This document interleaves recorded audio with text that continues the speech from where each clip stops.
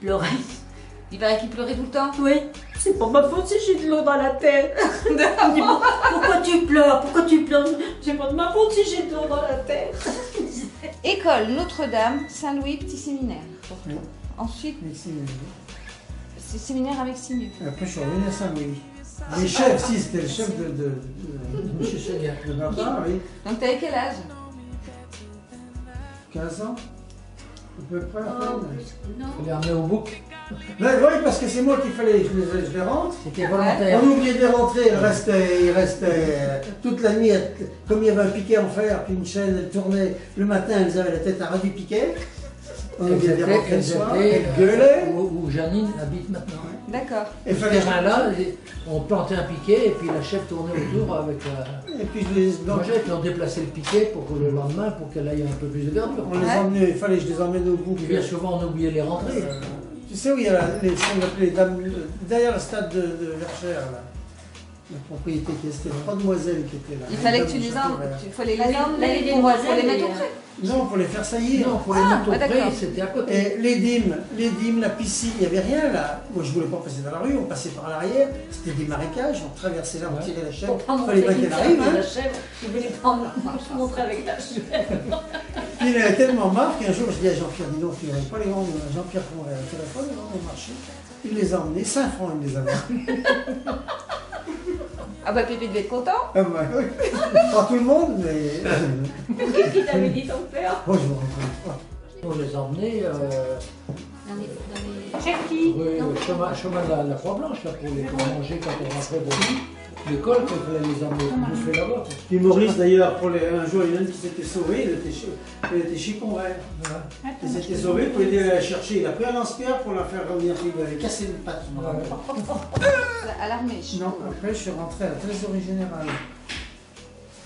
J'étais un grand titre, j'étais employé du trésor. Je me souviens de cette époque-là. Le trésor. C'est pour ça que je l'appelle mon trésor. Quand on s'est mariés, t'étais là. C'est de là que je l'appelle mon trésor. C'était pas intéressé. Il n'a hein. plus aucune valeur. Et après je suis parti à l'armée en 57, 1957, à Modane, Dans les chasseurs alpins. dans les chasseurs. Après, Algérie. Ouais, j'ai fait 18 mois à Modane, puis après en Algérie. En Algérie, t'as été blessé en 59. J'ai été blessé le 8 décembre 59. Après, c'est en Algérie qu'il a été blessé? Oui. Il est échappé belle.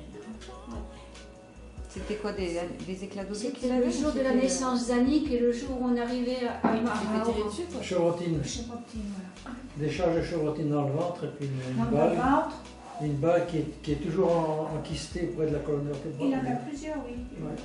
Encore maintenant? Le bras, la cuisse, le bas. Ah ouais, incroyable. Retour en France le 23 décembre.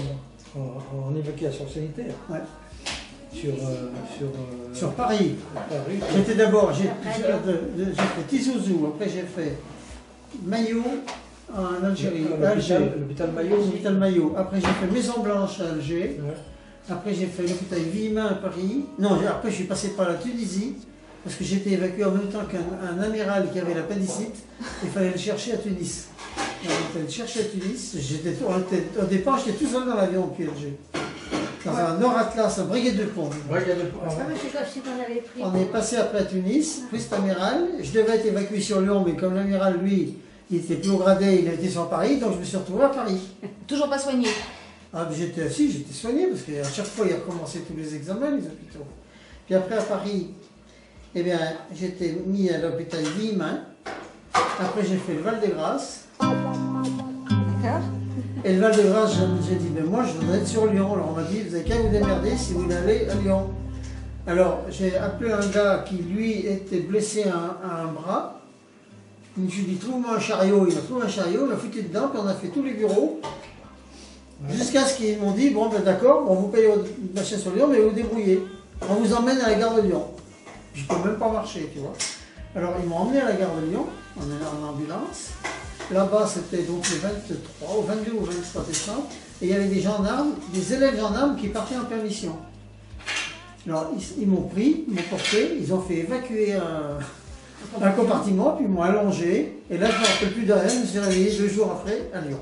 La veille de Noël, je me suis réveillé à Lyon. À l'hôpital, quand même. Oui, à Grange-Blanche. Desgenette. À Desgenette, non, Desgenette. Et à partir du train, tu sais pas du tout ce qui s'est passé. On t'a anesthésié entre temps. Ah non, mais j'étais complètement KO. Hein. On t'a sorti du train quand même. Ah, ils tu m'ont sais dit pas si vous comment. voulez à Lyon, vous y allez, mais vous débrouillez. Alors comme j'étais allé. C'est bien. Allez vous faire casser la pipe là-bas, mais après, Ah, prenez-vous en charge. Alors que tu étais toujours militaire. Oui, parce qu'après, ben, j'étais à Lyon. Je suis resté à Lyon jusqu'à fin janvier, à Desgenette. Puis après, ben, je suis parti j'étais en permission. J'étais en convalescence. Puis je m'emmerdais tellement.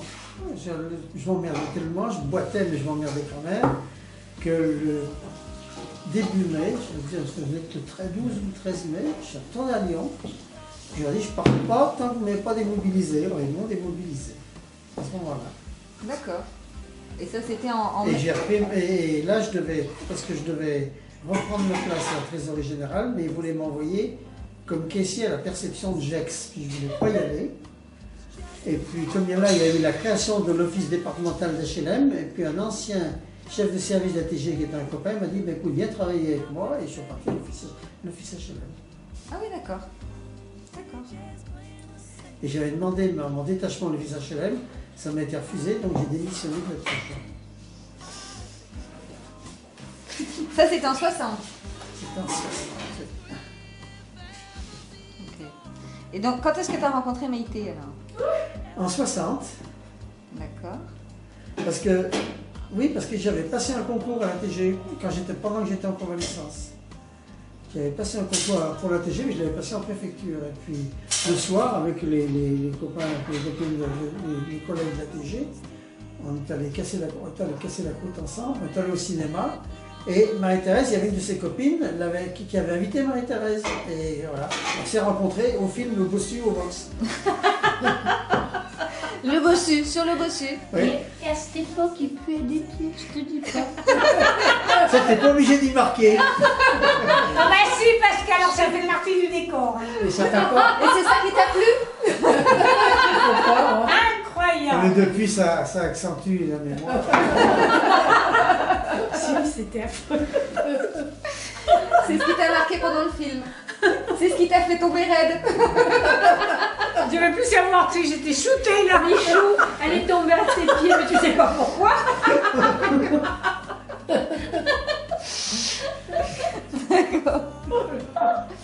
Ok, donc mariée Par l'odeur, elle est chez. Marié en 61, en 61. En septembre. le 11 septembre, le jour des grandes catastrophes. Parce Ouais. qu'après, Al-Qaïda m'a pris comme la date indiquée. 11 septembre, c'est bien. Paf, on va le faire sauter les tours.